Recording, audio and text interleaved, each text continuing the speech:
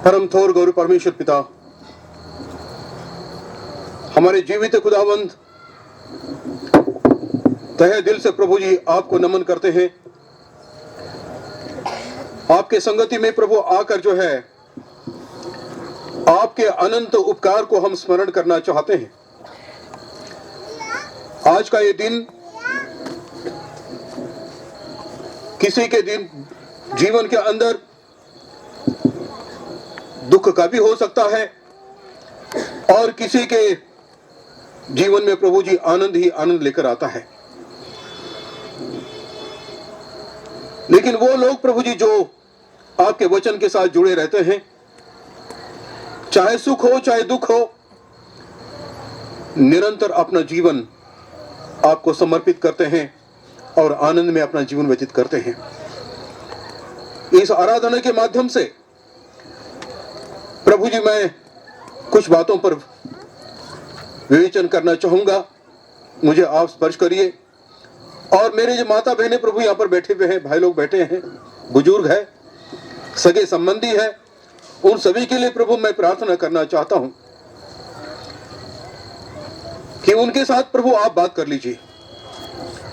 जीवन की वास्तविकता समझने में प्रभु जी हमारी हर एक की सहायता करना। दिन आते हैं चले जाते हैं, लेकिन आपने प्रभु जी भूतकाल के साथ साथ आपने वर्तमान काल प्रभु हमारे हाथों में दिया है और इसे आपके स्मरण में, आपकी स्तुति और आपके गौरव में प्रभु जी निरंतर हम व्यतीत करना चाहते हैं। हमारी सहायता करना प्रभु। भाई सिलास नागोरे,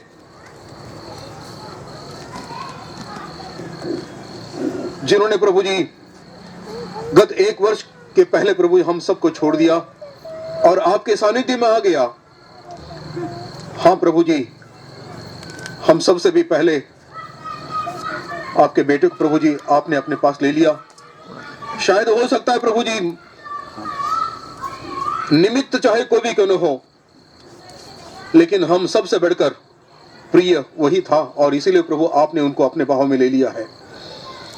आशीष देना प्रभु उस आत्मा को, आशीष देना घर के परिवारजनों को। प्रभु जी इस समय इस सारी बात को ध्यान में रखते हुए बहन प्रभु जी भागी तोड़ी चली आई, सगे संबंधी के साथ उनके मन में प्रभु शांति देना। जितने रिश्तेदार हैं सभी को प्रभु अपने दृष्टि में रखना। प्रार्थना हमारा उद्धार करता प्रभु यीशु मसीह उसी के नाम से मांगता हूं, सुन और ग्रहण कर मेरे प्रभु, आमीन।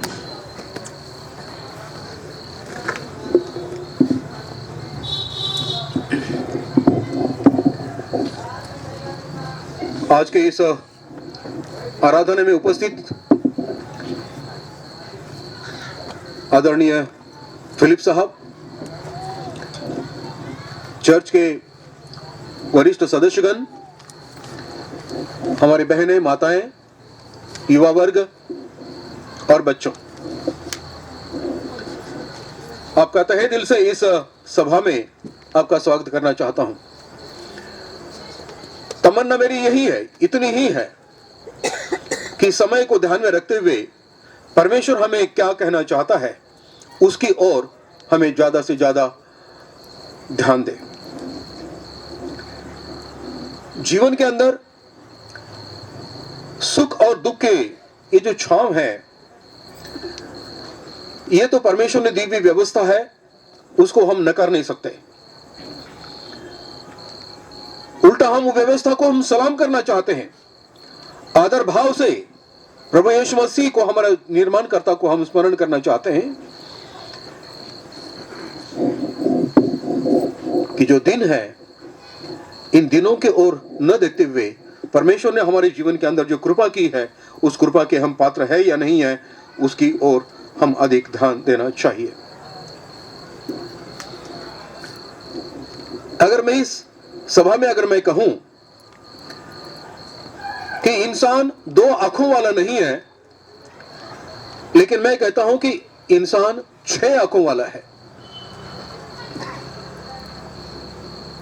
और इसके लिए मैं आपको सबूत आपको देना चाहता हूं इसी धर्म ग्रंथ से, क्योंकि परमेश्वर ने अगर हमको व्यवस्था भी दी है तो उस व्यवस्था को भली बातें समझना भी आपका और मेरा कर्तव्य होता है। सबोपदेशक की किताब इसका 2 अध्याय और 14 वचन में अगर आप देखेंगे, सबोपदेशक 2 अध्याय 14 वचन जो है उसमें लिखा हुआ है, हाँ बेटा, जो बुद्धिमान है उसके सिर में आंखें रहती है, परंतु मूर्ख अंधियारे में चलता है। तो भी मैंने जान लिया कि दोनों की दशा एक सी होती है। जो बुद्धिमान होता है उसके सिर में आंखें होती हैं। मैं आपको और आप मुझे जो देख रहे हैं इनके बारे में तो कहना कुछ जरूरी नहीं है। हो गए 4। अब आइए और 2 जो है उसके बारे में भी आपको मैं बताता हूं। इफिसियों की पत्री 1 अध्याय और 18वां वचन। इफिसियों की पत्री 1 अध्याय और 18वां वचन। और तुम्हारे मन की आंखें ज्योतिर्मय हो कि तुम जान लो कि उसकी बुलाहट की आशा क्या है और पवित्र लोगों में उसकी मिरास की महिमा का धन कैसा है। तुम्हारे मन की आंखें ज्योतिर्मय हो। मित्रों, सिर और मन की जो आंखें होती है और हमें दिए वाली 2 आंखें हैं, ये निरंतर हमें जांचती है। चाहे रात का समय हो चाहे दिन का समय हो, ये 6 आंखें निरंतर आपको और मुझे जांचती रहती है कि ये बंदा, ये हमारी बेटी व्यवस्था के अनुसार मसीह जीवन बिता रही है या नहीं है। यहां पर मैं इस बात के ओर आपको इंगित करना चाहूंगा कि इब्रानियों की जो पत्री है उसका जो लेखक है, वो लेखक कहता है कि व्यवस्था को जानने के लिए जीवन में आने वाले जो दिन हैं, इन दिनों का जो लेखा जोखा परमेश्वर हमारे सामने रात और दिन रखता है, उसका मूल्यांकन करने के लिए, उसका इवैल्यूएशन करने के लिए उसने कहा है कि वचन का अध्ययन होना नितांत आवश्यक है। जब वचन का अध्ययन जब होता है, वचन की गहराई जब हमको समझ में आती है, तो उस वक्त परमेश्वर ने दी हुई व्यवस्था, चाहे जीवन हो चाहे मरण हो, चाहे सुख हो चाहे दुख हो, चाहे जो भी समय हो, उसमें हम अपने आप को परमेश्वर की दृष्टि में कैसे रख सकते हैं।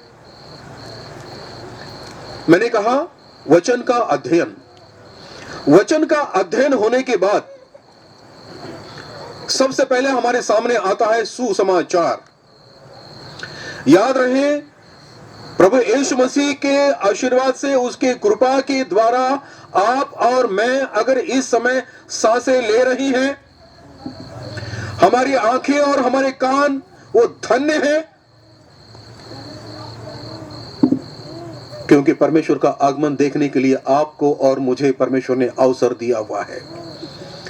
कोरोना के माध्यम से जो चले गए, उन बातों का दुख हमें जरूर है, लेकिन यह भी सत्य बात है, वो हमारे परिजन चले तो गए, लेकिन आप और मैं जीवित तो है। जीवित इसलिए है ताकि हमारे जीवन के अंदर हम पश्चाताप कर सके, वचन की गहराई को समझे, उसका अध्ययन कर सके, और इस वचनों के माध्यम से आने वाला जो सुसमाचार है, दूर दूर तक लेकर जाने का दायित्व आपके और मेरे खांदों पर आकर गिरता है, क्योंकि उसकी कृपा की वजह से आपकी सांस चालू है, उसकी कृपा की वजह से आप अपनी आंखों से, अपने कान से, अपने जितने भी आपके इंद्रिय है, उनके द्वारा आप परमेश्वर का धन्यवाद कर सकते हैं। इस वक्त मैं इतना कहना चाहूंगा, एक उदाहरण मेरे सामने आता है कि रोमानिया देश के अंदर कि जो एक कम्युनिस्ट देश है, परमेश्वर के वो लोग नहीं मानते हैं, और इसीलिए तो बिल्कुल आज के वर्तमान के अंदर जो है, ये उस पर बॉम्ब डालता है, ये उस पर बॉम्ब डालता है, जल रहे हैं खबरें। परमेश्वर के वचन की ओर अगर दुर्लक्ष्य अगर करेंगे, उसका अध्ययन अगर नहीं करेंगे, तो समय कैसे आएगा, बहुत ही विकट समय आएगा, झेल नहीं पाओगे। केवल मात्र अपनी शोखी के लिए, अपने बड़प्पन के लिए, हथियारों की होड़ जो है उसको समाप्त करने के लिए अगर एक देश दूसरे देश पर टूट पड़ता है, लेकिन ऐसे समय परमेश्वर की व्यवस्था को अगर वो नहीं जानता है, तो मैं समझता हूं कि ऐसा राष्ट्र कलंकित है, केवल मात्र जी रहे हैं। इतनी सादी सी बात इंसान को समझना चाहिए कि अगर मैं इस धरती पर मैं आ गया हूं, क्या अस्तित्व है मेरा, क्या पहचान है मेरी। मराठीमध्ये आपण त्याला म्हणतो की माझी ओळख परमेश्वराची काय आहे। मैंने कहा कि वचन के अध्ययन करने के बाद आपको सुसमाचार की ओर जाना चाहिए। तो रोमानिया देश के अंदर कि जो एक कम्युनिस्ट देश है, वहां पर एक रूथ नाम की बहुत ही सुंदर, अति सुंदर एक युवती थी जिसका नाम था रूथ। एक हकीकत मैं आपको बता रहा हूं, काफी बड़ी सुंदर थी वो, हाईली एजुकेटेड थी, लेकिन इस रोमानिया देश के अंदर ने कि ऐसा भी एक कायदा कानून था पास्टर साहब कि वहां पर प्रभु यीशु मसीह के बारे में कदापि आप बात ही नहीं कर सकते हैं। अगर आप ईसाई है तो आप अपने घर के अंदर जो है उसकी आराधना प्रार्थना आप कर सकते हैं, लेकिन जो अनजान व्यक्ति है, अगर आप केवल मात्र प्रभु यीशु मसीह के बारे में अगर बोलना भी चाहते हैं तो वह बहुत बड़ा गुनाह माना जाता था। लेकिन जिसने वचन का अध्ययन किया है वो चुप नहीं बैठ सकता। जिसकी वचन की गहराई जिसको समझ में आती है, चाहे मेरे जीवन के चाहे अंदर चाहे सुख हो चाहे दुख हो, जो भी हो, वो आदमी वो व्यक्ति रुकती नहीं है। रूत ने जो है जहां जहां उसके परिचित के लोग थे, वहां वहां जाकर जो है परमेश्वर का सुसमाचार देती रही, रात और दिन देती रही। युवा थी वो, शक्ति थी शरीर के अंदर, नम्र भाव उसके पास था, वचन की गहराई को समझने की ताकत उसने परमेश्वर ने दी थी। लेकिन ये गुनगुनाहट जब सरकार के पास चली गई, एक पुलिस अधिकारी के पास चली गई, पुलिस अधिकारी ने कहा कि अब मैं तो इसको किसी भी रूप में जो है मैं पकड़ूंगा और सरकार के कायदे के अनुसार से जिस प्रकार की भी शिक्षा, बड़ी से बड़ी शिक्षा मैं इसको देना चाहूंगा। रूथ अब का करीब 21-22 साल की हो गई थी। जब अपना ये काम जब कर रही थी, लेकिन मां और बेटी ने कहा कि मां और पिता ने कहा कि अब किसी भी रूप में जो है बेटी की शादी करा देना चाहिए, और एक धार्मिक बेटे एक लड़के के साथ जो है उसकी शादी तय की गई। और एक शादी का पंडाल कहिए या चर्च में जो है बहुत ही बढ़िया तरफ से मतलब उसको सजा दिया था।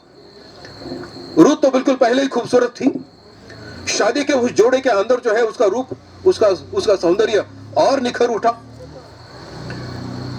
जब पासवान ने कहा कि शादी के संबंध में जो वाचा होती है, जो आज्ञा होती है, जो वचन होते हैं, ये दोहराने के लिए जब कहा, तो उसी समय ये पुलिस अधिकारी आकर जो है चमचमाती हथकड़ी जो है उसके सामने दिखाता है।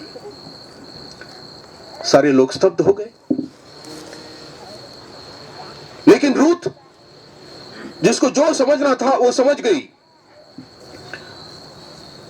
सबसे पहले अपने दूल्हे की तरफ देखा, माता पिता की ओर देखा, कलीसिया की ओर देखा, और उसने कहा, और अपने दोनों हाथ जो है उसने ऊपर उठाए।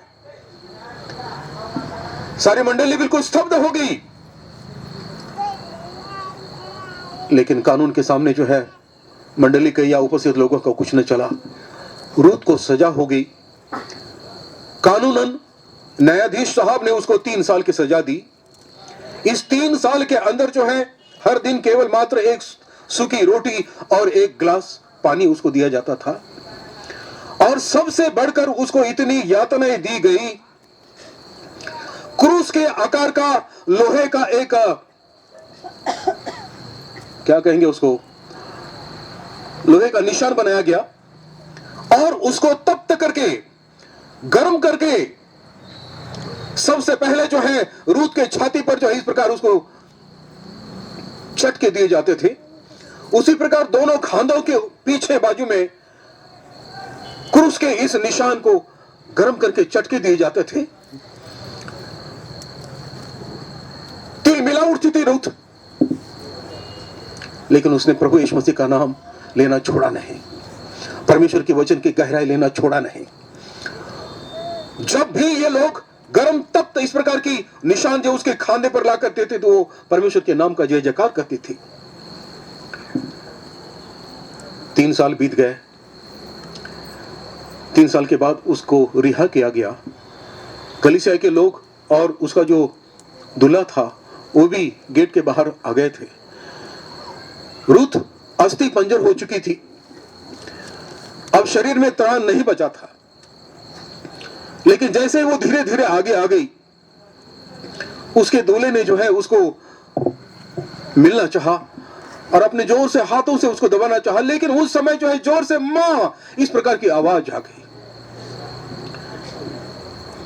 क्योंकि उसके खांधे के ऊपर जो निशान थे, निशान बोलने के बजाय जो जख्म थी, उस जख्म में से पीप थी, खून निकल रहा था।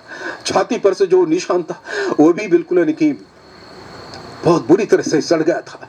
और जैसे ही उस दूल्हे ने उसको अपने बाहों में लेने की कोशिश की, लेकिन वो जोर से चिल्ला उठी, क्योंकि ये जख्म जो है उसको सहन नहीं हो पा रहे थे। डॉक्टर के पास लेकर चले गए।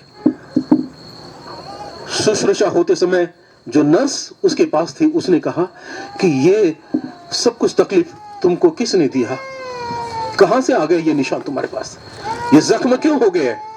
उन्होंने कहा, जिस दिन मेरी शादी होने वाली थी, जो मेरा एक आनंद का दिन था, उसी समय हथकड़ी के रूप में प्रभु परमेश्वर ने मुझे ये इनाम दिया और इस इनाम के साथ साथ उसने ये जख्म भी मुझे दिए हैं ताकि मैं निरंतर उसको याद करूं।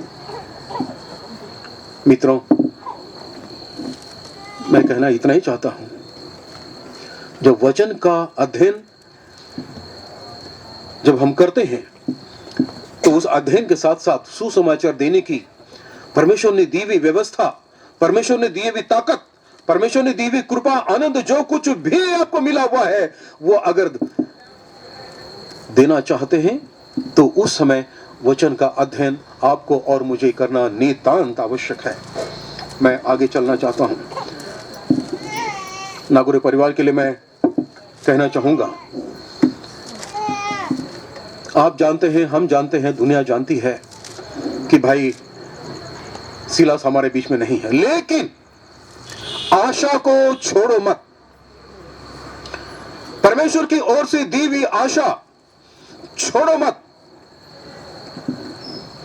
हो सकता है इसी के माध्यम से एक बहुत बड़ी गवाही जो है इस परिवार की ओर से बिल्कुल संसार के लिए दी जा सकती है। जिसका विश्वास प्रभु यीशु मसीह के महासामर्थ्य पर है, वह व्यक्ति किसी भी प्रसंग को डरता नहीं है। हमारा प्रभु यीशु मसीह, हमारा परमेश्वर जो है 100% गौरव के और स्तुति के लिए जो है योग्य है, और इसलिए उसकी स्तुति, उसकी आराधना निरंतर करना चाहिए। मैंने कहा कि आपकी पहचान प्रभु यीशु मसीह की दृष्टि में क्या है? माझी ओळख ख्रिस्तामध्ये काय आहे, ही ओळख तुम्हाला आणि मला ओळखून घेणे ही नितांत आवश्यकता है। माझी काय ओळख आहे, माझी ओळख मी ठरवू शकत नाही, मेरी पहचान मैं समझ नहीं सकता, ठहरा नहीं सकता, तो क्या करना है? अपने आप को प्रभु यीशु मसीह के हाथों में सौंप दो। आपकी योग्यता, आपकी पहचान उसे ठहराने दो। और इसलिए अपनी पहचान प्रभु यीशु मसीह में क्या है, इसे समझने के लिए जो कभी भी शैतान को अपने जीवन के अंदर जो है प्रवेश मत करने दीजिए। जैसे यूहन्ना रचित सुसमाचार 6वां अध्याय 66 से लेकर 69 तक, 1-70 तक जो वचन आपने पढ़े, वहां पर जो है शिष्यों का यीशु के द्वारा जो चयन किया गया है, सिलेक्शन, जैसे प्रभु यीशु मसीह ने 12 चेलों का चयन किया, उसी प्रकार आपको और मुझे और संसार के करोड़ों करोड़ों लोगों को भी परमेश्वर ने चुना हुआ है, ताकि उसकी स्तुति कभी भी बंद न हो जाए, उसका गौरव निरंतर मनुष्य के द्वारा निरंतर होता रहे। लेकिन एक बात ध्यान में रखना कि जब ये 12 शिष्यों के साथ जब प्रभु यीशु मसीह की चर्चा जब थी, तो उस वक्त एक व्यक्ति की पहचान शैतान इस शब्द के द्वारा की गई है, अर्थात आप सब लोग जानते हैं यहूदा इस्करियोत।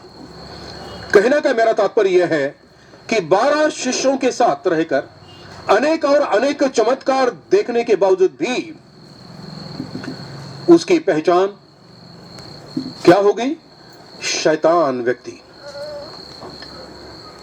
क्या कोई ऐसा कार्य है जो कि यह विशेषण हमारे जीवन के अंदर भी लग जाता है? क्या ऐसी कोई वो गंदी बात है जो हमारे जीवन के अंदर नहीं होनी चाहिए, और ये जो एडजेक्टिव है, ये जो विशेषण है, हमारे जीवन के साथ जुड़ सके? नहीं, कदापि नहीं। मैं आपको इतना ही कहना चाहूंगा कि अगर आप जब प्रभु यीशु मसीह के द्वारा सांस ले रहे हैं, तो निरंतर इसको स्तुति और गौरव करने में कभी भी पीछे नहीं आना चाहिए। जब ये वचन आप जब पढ़ रहे थे 6वें अध्याय और उसके पहले ही वचन के अंदर 66वें वचन कहा कि इस पर उसके चेलों में से बहुत से उल्टे फिर गए। इतने दिनों तक प्रभु यीशु मसीह के साथ रहने के बाद भी, इतने सारे चमत्कार, इतनी सारी कृपा लेने के बाद भी ये कुछ शिष्य जो है उल्टे फिर गए। जन्म से लेकर आज तक हम प्रभु यीशु मसीह के नाम पर जी रहे हैं। क्या आज की अवस्था ऐसी है कि इतने साल जीने के बाद भी हम उल्टे फिर रहे हैं? ऐसा कभी भी ना हो, ऐसा कभी भी नहीं होना चाहिए। याद रहे, यीशु मसीह को छोड़कर जाने वाले व्यक्ति कभी भी सुरक्षित नहीं रहेगी, कभी भी नहीं रहेंगे।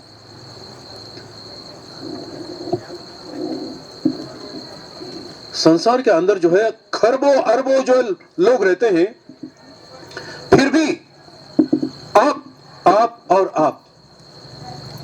आपकी पहचान परमेश्वर की दृष्टि में स्पेशल है, अलग है। ऐसा नहीं कि मैं सबके साथ हूं। आपके दोनों हाथ के ऊपर यानी कि जो धारे हैं, या धारे बोलने के बजाय जो लकीरें हैं, या और किसी से मिलती जुलती नहीं है। जो आपके अंगूठे हैं, आपके इस अंगूठे के निशान अगर आप किसी कागज पर लगाए, तो ये निशान और किसी भी अरबों खरबों, मैंने कहा अरबों खरबों की संख्या में जितने लोग हैं उसे हटकर है, यही वो आपकी पहचान है। अपनी दृष्टि में जो है अलग बना के रखा है परमेश्वर ने। चर्च में हो, मंडली में हो, समाज में हो, एक विशेषता बिल्कुल आपको दी गई है। जब परमेश्वर ने एक विशेषता आपके जीवन के अंदर दी हुई है, तो आपको एक विशेष काम भी आपको करना होगा। खास करके मैं बार बार मैं कहता हूं युवा वर्ग के लिए, please you maintain your diary. जब भी कोई अच्छी चीज आपको लगती है, चाहे आध्यात्मिक हो चाहे और कोई भी क्यों ना हो, आप अपने डायरी के अंदर जो है नोट करते जाइए। लेकिन कोई सुनता ही नहीं है। परमेश्वर की व्यवस्था हमारी जेब में रहती है हमेशा। अब तो कुछ लोग जो है सामने के जेब में रखने के बजाय पीछे के जेब में रखने लगे हैं। व्यवस्था को और वचन की गहराई को समझने की ताकत हम रख नहीं पा रहे हैं। मेहरबानी करके केवल मात्र ईसाई जीवन के अंदर जो है केवल मात्र औपचारिकता रखकर अगर जीना चाहते हैं, तो परमेश्वर का सवाल आपके लिए है कि मैंने अगर तेरे लिए खून दिया है, मेरा अपने शरीर का एक एक कतरा मैंने अगर तुमको दे दिया है, तो तुम मेरे लिए क्या दे रहे हो? मित्रों, जब आप वचन पढ़ रहे थे, यूहन्ना रचित सुसमाचार 1 अध्याय 35 से लेकर 42 तक, मैं आपको और एक बात कहना चाहूंगा कि परमेश्वर की सेवा करते समय जो है, खुद ही बिल्कुल अपनी पीठ थपथपाओ मत। अपने आप को परमेश्वर के हाथ में सौंप दो। वो आपको प्रश्न करने वाला है, वो आपको पूछने वाला है। चाहे रात हो या दिन हो, निरंतर आपको सतर्क रहना नितांत आवश्यक है। परमेश्वर का कलाम, जब आप अपनी मां के गोद से जब आपने जन्म लिया तब से लेकर जो है उसकी संगति, उसका साथ जो है परमेश्वर ने आपके साथ दिया हुआ है। क्या कर रहे हैं आप और मैं? उसकी व्यवस्था को, उसके वचन के गहराई को समझने की कोशिश करें। जब आप यूहन्ना रचित सुसमाचार पहला अध्याय 35 से 42 तक पढ़ते समय,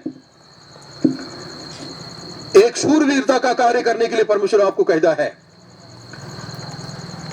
वो कार्य यह है, उसका स्पष्टीकरण देने से मैं आपको एक कहना चाहूंगा कि जब आप परमेश्वर के लिए कुछ देना चाहते हैं, कुछ करना चाहते हैं, तो मेहरबानी करके वाद विवाद के अंदर जो है अपने आप को लपेटो मत।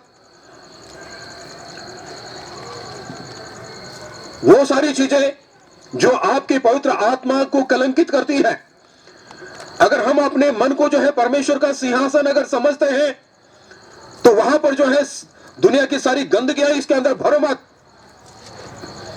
चाहे शराब पीना हो, चाहे व्यभिचार करना हो, चाहे गुटखे खाना हो, चाहे गाली गलौज करना हो।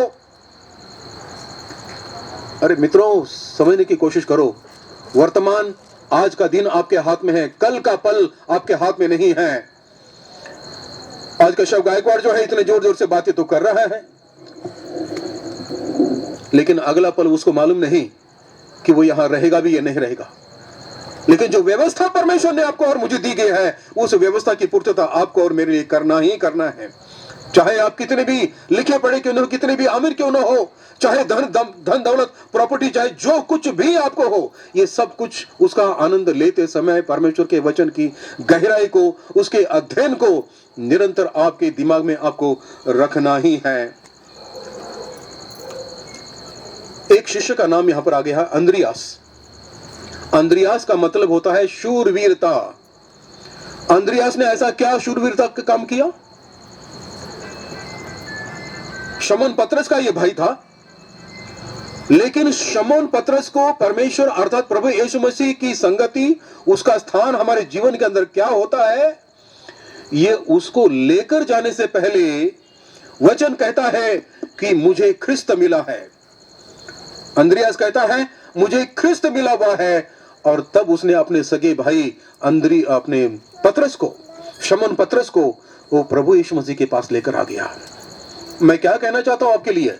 मैं यही कहना चाहता हूं कि ये एक वीरता का काम आप कर लीजिए कि जो लोग व्यवस्था से परे हैं, जिन लोगों ने दुनियादारी को बिल्कुल आने की लपेट लिया है, जैसे अंद्रियास ने अपने भाई शमौन पतरस को प्रभु यीशु मसीह के साथ लेकर आ गया, एक आप उतना ही काम करिए कि अपने घर के सदस्य, अपने भाई हो, बहन हो, और कोई रिश्तेदार हो, आपके सगे संबंधी हो या आपके पड़ोसी हो, कि जो प्रभु यीशु मसीह की व्यवस्था और उसके वचन के गहराई नहीं जानते हैं, उसकी कृपा को नहीं जानते हैं, उनको केवल मात्र प्रभु यीशु मसीह के पास लेकर आने का काम करिए। यही आपकी वीरता है।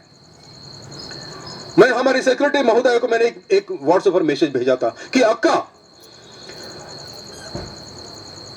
चर्च मध्ये ज्यावेळेस पुरुषांची संख्या जी असते हे मरगळलेल्या जनावरांसारखी, ये है करके आप है। सीधा सीधा बोल रहा हूं मैं, जो कहना है कह लीजिए।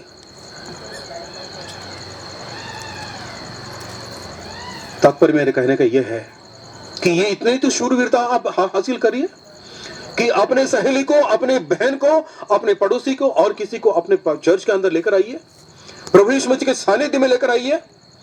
मैंने उनको यह भी लिखा था कि जितने भी गैर संगठन है, चाहे हिंदुओं की, चाहे मुसलमान की, चाहे और की, कि मेहरबानी करके अपना संबंध जो है इनके साथ रखिए।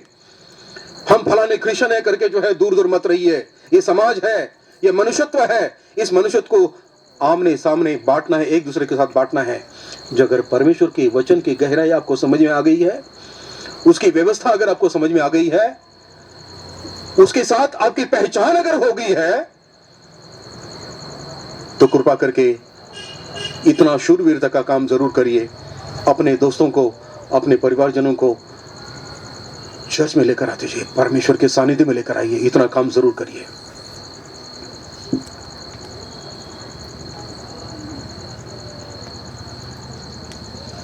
शास्त्र के साथ हमें कुछ संस्कार भी दिए गए हैं।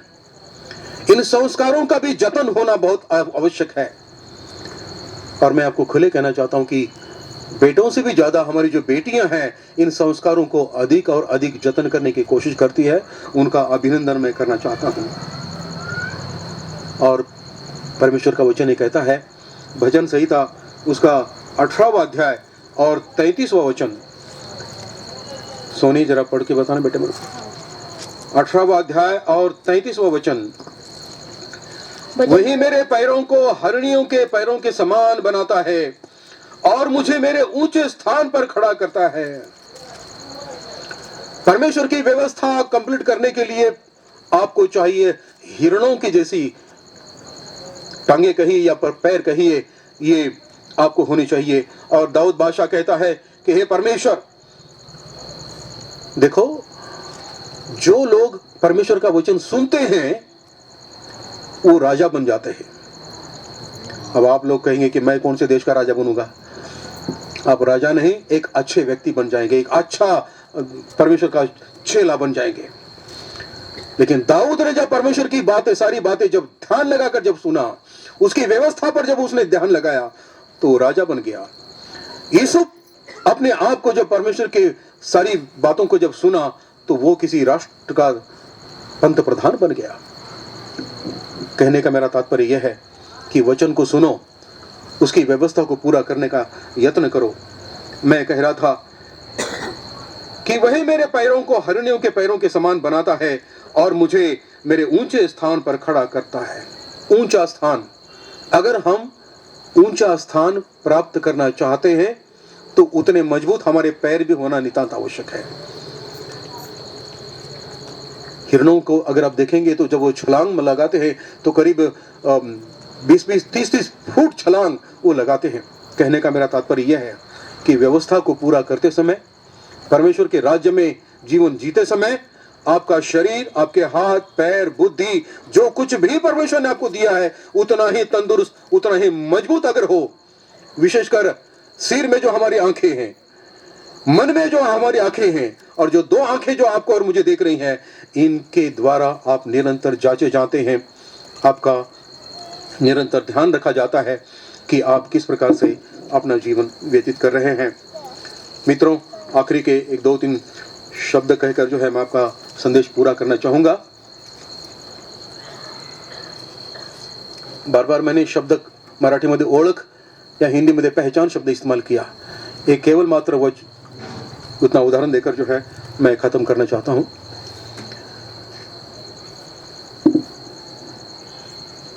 रमा न चाहते हुए भी उसको तीसरी बेटी ही हो गई। घर में सास ससुर कोलाहल मचाने लगे, जैसे कि इनके घर के अंदर बिल्कुल कोई भूकंप ही आ गया। और उन्हें उसको ताकीद दी कि अगर तीसरी बेटी भी अगर पैदा अगर हो गई तो तुमको और उस बेटी को हम नहीं छोड़ेंगे।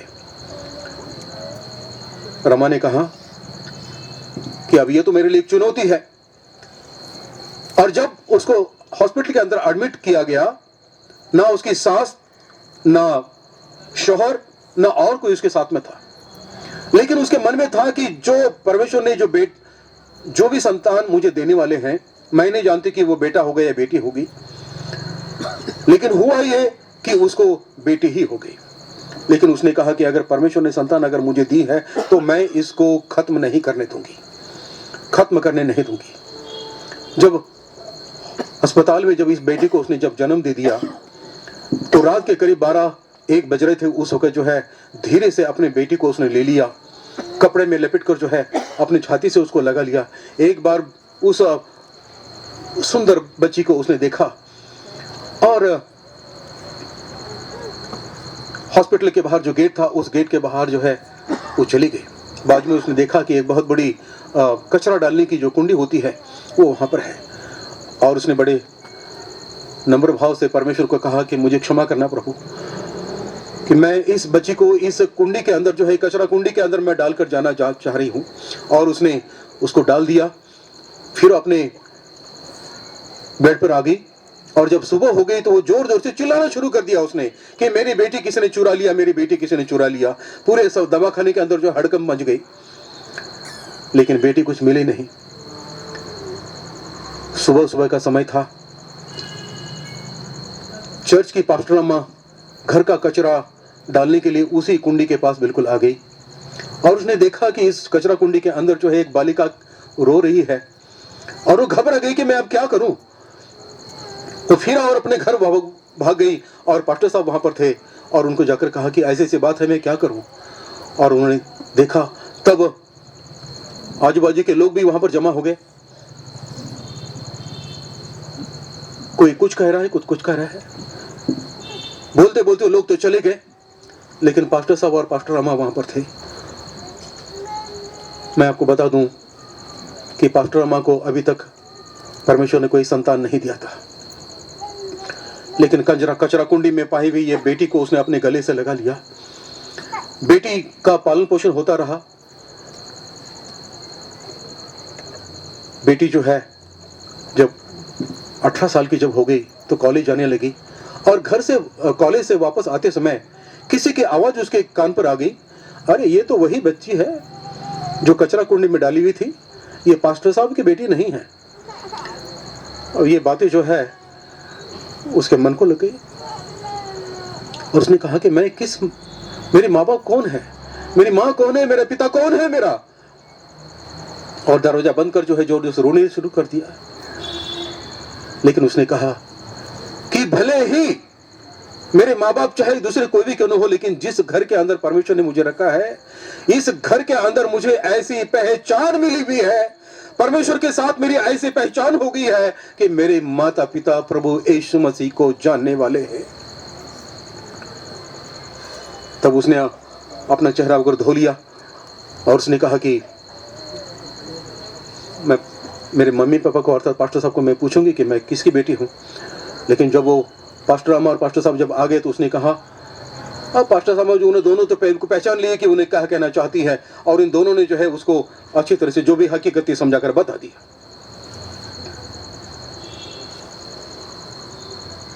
बेटी दूसरे दिन सवेरे उस कुंडी के पास चली गई, कचरा कुंडी के पास चली गई, और उसने कहा कि हे परमेश्वर, मैं तेरा लाख लाख धन्यवाद करना चाहती हूं कि अगर मुझे किसी ने यहां पर उठाया नहीं होता तो शायद मैं किसी हिंस्र पशु का मैं आहार बन जाती, लेकिन तूने मुझे ऐसे हाथों में मुझे दे दिया है कि जिन्होंने मेरा पालन पोषण किया और मुझे बड़ा कर दिया है। मैं तेरा लाख लाख धन्यवाद करती हूँ। और उसी समय इसी बेटी की माँ जो है कचरा डालने के लिए बाजू में आकर खड़ी थी, लेकिन इतना उसने समझ लिया कि मेरी बेटी जीवित है, यही परमेश्वर की मेहरबानी मुझ पर है। अधिक समय हो गया है, मैं ज्यादा नहीं कहना चाहता हूं, संक्षिप्त कर देता हूं कि उसने इतना ही कहा कि परमेश्वर, कि तूने मेरी पहचान जिस घर के अंदर करा दी, इस परिवार ने जो है सबसे पहली पहचान तो है तुम्हारे साथ मुझे करा दी है, और इसलिए मैं तेरा लाख लाख धन्यवाद करता हूं प्रभु। मित्रों, मैं इतना ही कहना चाहता हूं, चाहे हम जिस परिवार से भी हम आते हैं, माता पिता ने आपको बचपन से लेकर आज तक प्रभु यीशु मसीह कौन है आपकी और उनकी पहचान करा के दी है। इस पहचान को बरकरार रखना, कभी भूलना नहीं, और परमेश्वर की व्यवस्था जो है उसको सही सलामत रखना, इतना ही मैं कहना चाहता हूं। मित्रों, पहचान करते समय शिष्यों के साथ वार्ता करते समय प्रभु यीशु मसीह हमेशा ऊंचा स्थान वो होती है जहां प्रार्थना का स्थान होता है। मैं अधिक समय न लेते हुए इतना कहना चाहूँगा कि आज मुझे जो समय पास्टर कमेटी ने दिया, आपका मैं शुक्रगुजार हूँ। कृपा करके आप परमेश्वर की प्रार्थना जो होती है उस प्रार्थना को आप अपना सामर्थ्य बना दीजिए, क्योंकि जिसके पास प्रार्थना होती है, प्रार्थना का सामर्थ्य होता है, वो निरंतर जयवंत होता है। जब हम किसी कलीसिया के सभासद है तो एक दूसरे के लिए प्रार्थना करिए, नागरिक परिवार के लिए प्रार्थना करिए। आज हमारे कलीसिया के अंदर और एक दुखद घटना हो गई वाड़ीकर परिवार के अंदर, उनकी भी आप याद करिए अपनी प्रार्थना में। और जहाँ तक हो सके परमेश्वर ने जो हमें व्यवस्था दी है, परमेश्वर ने आपको और मुझे जो कलाम दिया है, जो वचन दिया हुआ है, इसके सानिध्य में रहे, अपनी आप की पहचान बरकरार रखिए। आपली ओळख मिटून जाऊ देऊ नका। देवाने तुम्हाला पुन्हा पुन्हा संधी दिलेली आहे, या संधीचा पूर्ण फायदा घ्या। मी आपला पुन्हा एकदा आभार मानतो।